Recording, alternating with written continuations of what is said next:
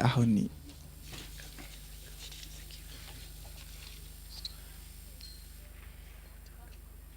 Prime Minister Honourable Huakava Meiliku, Australian Minister for Foreign Affairs Senator the Honourable Penny Wong, Tongan Minister for Foreign Affairs and Minister for Tourism Fikita Utoi Kamanu, members of Cabinet and members of media, Malola Malie Moelele Aiko Ai Tonga Katoa, Koa Ulasko Homo MC Kihe Hoani. Thank you for joining us this afternoon for the joint media address with the Prime Minister Huakava Meiliku, Minister Wong and Minister Utoi Kamanu. This is Minister Wong's first official visit to Tonga and her third Pacific bilateral engagement since being sworn in as Australia's new Foreign Minister. It is an absolute honour to have you here, Minister. There will be a short media question and answer opportunity at the end, so I thank you for your patience. And without further ado, I would like to invite Prime Minister to deliver his speech. Tamo to mafi. O korbe mo ke u fanga fatap kakato. Kai fahako te fatunga ni le fa papalangi. It is a great pleasure for me to welcome to the Kingdom of Tonga. For the very first time, Her Excellency Penny Wong, Minister of Foreign Affairs of Australia. Minister, once more allow me to congratulate you on your recent appointment.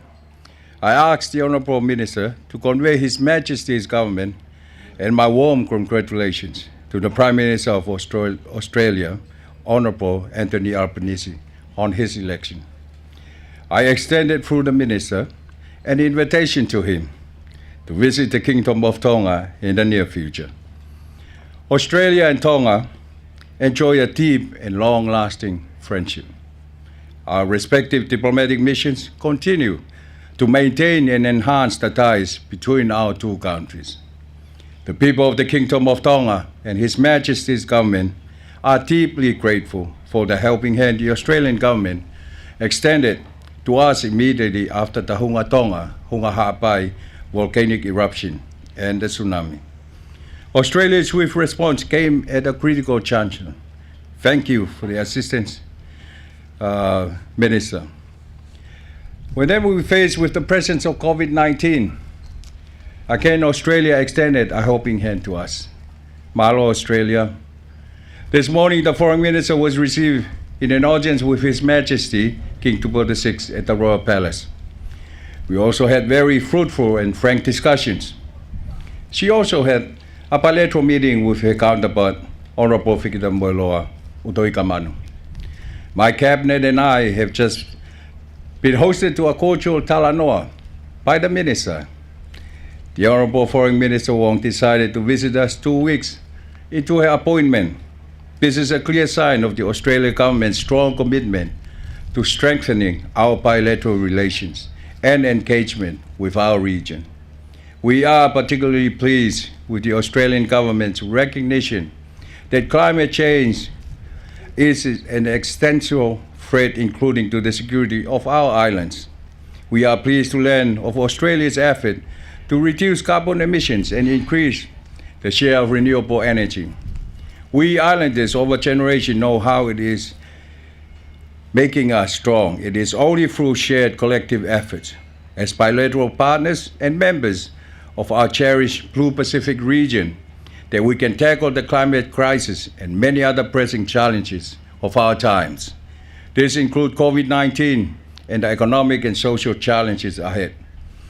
Australian aid has always played a significant role in the Kingdom of Tonga's development. Today, the Foreign Minister reiterated the Australian government's commitments towards its bilateral assistance to the Kingdom of Tonga.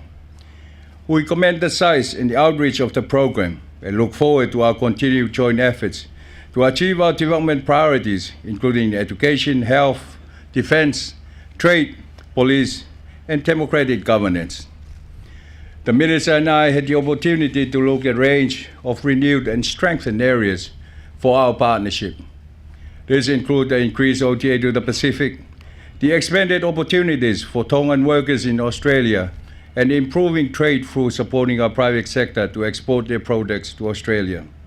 I have thanked Minister Wong for the generous assistance of Australia to the implementation of His Majesty's Government Recovery Plan efforts from the Hunga Tonga Hunga Ha'apai volcanic eruptions Such assistance does underline Australia's commitment to the longer-term recovery efforts of His Majesty's government to build back better and to build a better future. Yes, there are marked differences between our two countries. More importantly, though, there are common strengths that bind us. They include respect for democracy, the rule of law, and the rights and freedoms of others. This remains the important tenets of our relations. His Majesty's government looks forward to continuing cooperation with the Australian government and pursuing new opportunities. We look forward to further strengthen our friendly and cooperative relations in the years to come for the benefit of our peoples. Malo pito. Thank you.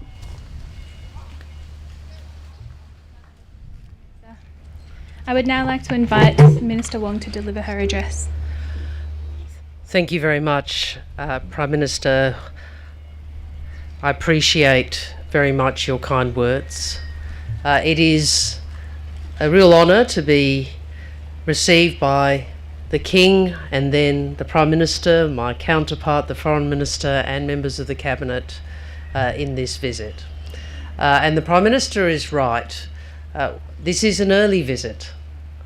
And the reason is we wanted to be very clear about the importance of our relationship with the Kingdom of Tonga, its people, and more broadly, our relationship with the Pacific. Before I go to some of the issues discussed and the broader bilateral relationship, can I say in person how saddened we were and shocked we were by the volcano and tsunami that your people have endured. We have quite a number of Tongan Australians, the Tongan diaspora, who are very worried about family and friends.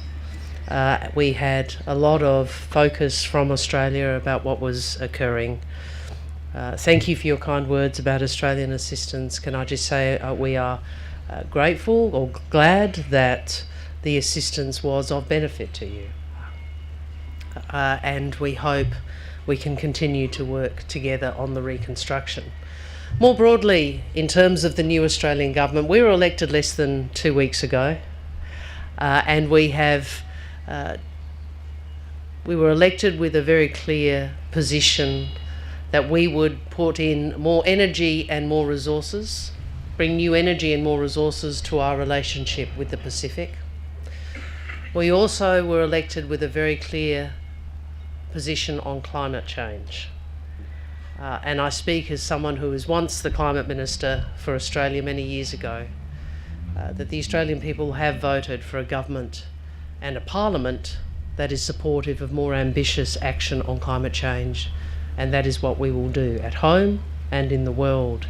But I do want to say to you that the experience of your country and the experience of Pacific Island nations, the real present national security, economic and existential risk and threat, which is the climate change that you are experiencing, gives you a powerful voice in the world and in the region on this issue, and we have heard that and we will work with you.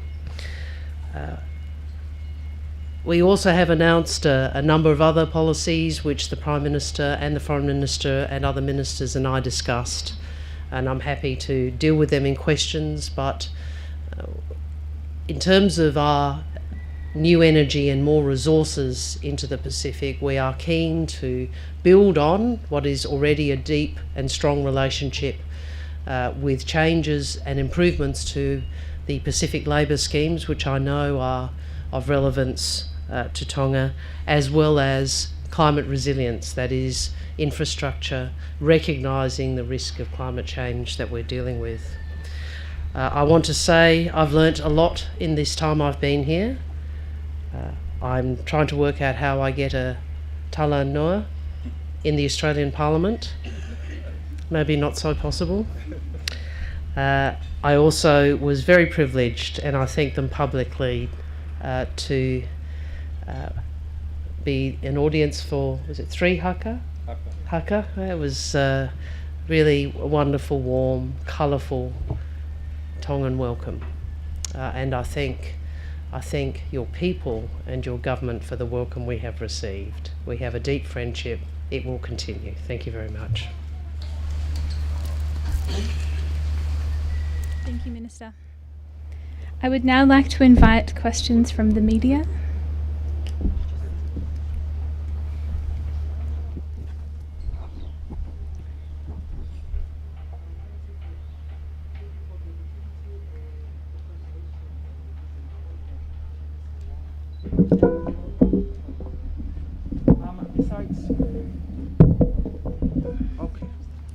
Testing. Thank you for the opportunity and welcome to Tonga. Congratulations on your recent appointment, Minister Wong. Vaifonoto Pola from the Tonga Broadcasting Commission. Besides the issue of climate change and other policies discussed with the Prime Minister, my question is, most of the people in the Pacific, and Tonga is included, are seeking opportunities to work and live in Australia. But filing and completing paperwork for residential visas is quite expensive. Many of our people are overstayers in Australia. How would Australia help our people and enable them to file their residential visas or permits while in Australia? Yes, that issue has been raised with me, and we're happy to look at, are there ways in which we can assist people with the existing processes. But I did want to emphasise a couple of changes. To our labour schemes and migration arrangements, which may be of interest to your readers or listeners, viewers, everything, listeners.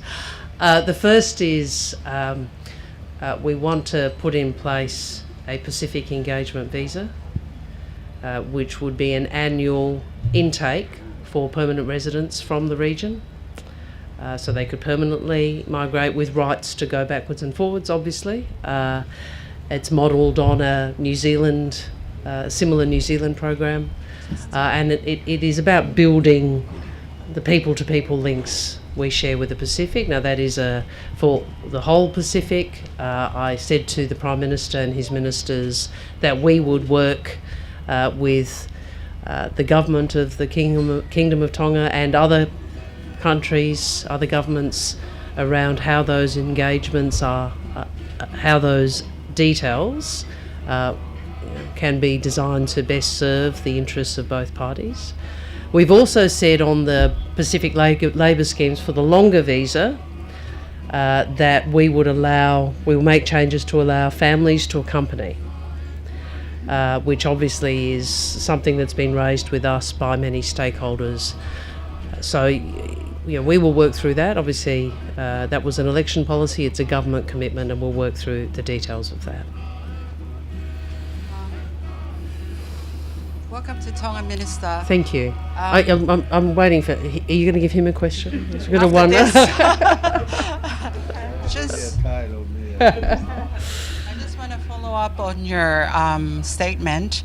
I take it you are a newly elected minister, but just at this stage, what are some changes that the Australian government is looking at addressing or assisting the Pacific region in two forefront issues such as climate change and regional security? Thank you. Yes, you're right, we were elected less than 2 weeks ago, but we did go to the election with quite a detailed policy in relation to the Pacific, additional development assistance over and above what had been budgeted for, additional labour scheme, an additional visa class, and more, I suppose you'd call generous labour scheme places. We also went to the election with a commitment to use some of our existing infrastructure funding for climate resilient infrastructure, recognising that the reality of climate change, the reality of extreme weather events, and I think this is something Tonga understands, the prevalence of those will increase. And so one of the things we can do is work with you on more climate resilient infrastructure. In terms of the security of the region, we're very blessed to have a partnership with your government on these issues. As a member of the Pacific family, I think what we would say, and I think it's the same position that your government has articulated, we want regional security to be dealt with, to be the responsibility of the Pacific family, of which we are a part. And we will continue to engage with our friends, our partners in the region. We will respect and we will encourage others to respect the regional architecture. There was a reason why my first speech and my first visit, I'm sorry it wasn't to Tonga, Prime Minister, but was to Fiji, to the Pacific Island Forum. And I did that deliberately to make a clear statement about the centrality of that forum and the centrality of Pacific architecture to dealing with a world that is more challenging. And what I'd say is, my side of politics in Australia, we believe we are stronger together. And we will bring that to our foreign policy as well. Thank you. Just a question, and thank you for making time to meet us, Honourable Minister. When does immigration to Australia for Pacific Islanders become easier? For instance, it's far more easier to apply for a visa to the USA and get multiple for 10 years than Australia. No matter how many times we've been, we have to go through the process. Yeah. Malo. Well, I think your colleague here asked me a question where I touched upon those issues, but just to say again, one of our policy commitments is to a Pacific engagement visa, 3,000 permanent residency places per year from the region, because we're conscious of the deep personal and familial ties between people, not just the Tongan diaspora, but the Pacific diaspora more broadly, and the region. And we see that as one of the ways, not the only, but one of the ways in which we can facilitate that and build on that. I would also say, I think the labour schemes, the longer term labour scheme, people bringing their families to Australia, that doesn't deal with all of the issues you're raising, but it does deal with some of them, because it does mean that people's families won't have to keep coming backwards and forwards through the pathways you're describing.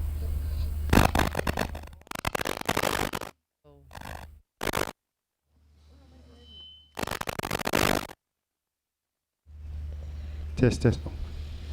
Just a question, Honourable Minister Wong. There are some major areas of concern affecting trade development for Tonga, such as shipping, energy cost, and decreasing of local labour force due to the seasonal work scheme, which a lot of our workforce have and still seasonally work in Australia. What will Australia do differently in the short term to assist? Malo. Well, the first thing we'll do is listen, because I think each Pacific country, Pacific Island nation will have a set of issues it wants consideration of in the context of the design of those labour schemes. And the Prime Minister has raised with us, if he doesn't mind me saying this, you've got a number of economic and social objectives. You have the economic and social objective of reconstruction and development, but at the same time there's an immediate economic benefit to remittances for your domestic economy, and designing the scheme in a way that reflects the balance, I think was the phrase the Prime Minister used. You've got to balance those objectives. We're very happy to engage with your government on what that looks like, just as we will engage with Samoa and Fiji on their perspective about the best way to design those programs. I've shared with the Minister the challenges that we face, like what you raised. some of the social issues due to the separation of families and so forth.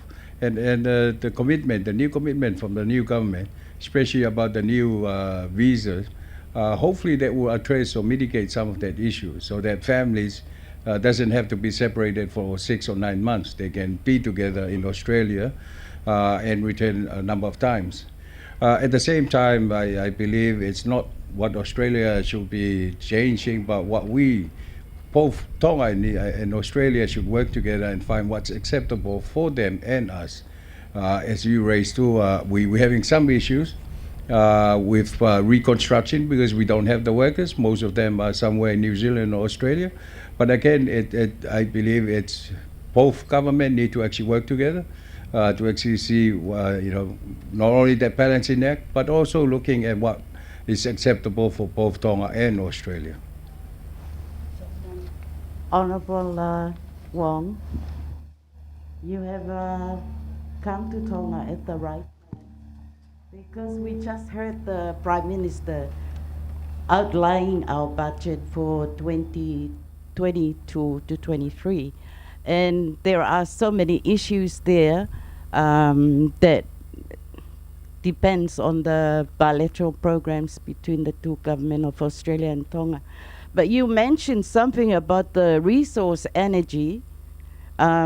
Is there a specific area that you're going to help Tonga in the resource energy?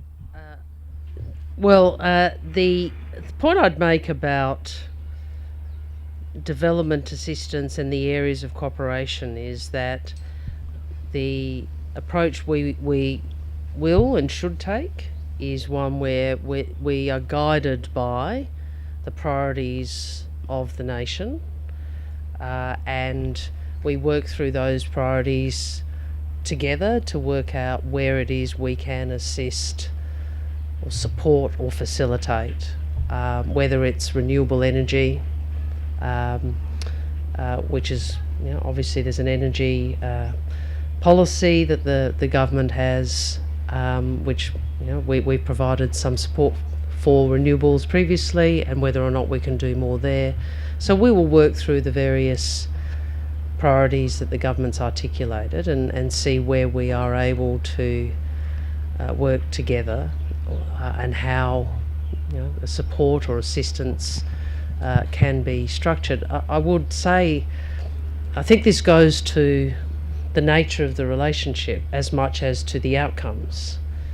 I think we are not a government or a country that wants to come in and tell you what you should do. We see it in our interests as part of our responsibility as a member of the Pacific family to work with you, and that's the approach we'll take. Can I ask one last question, please? Minister Wong.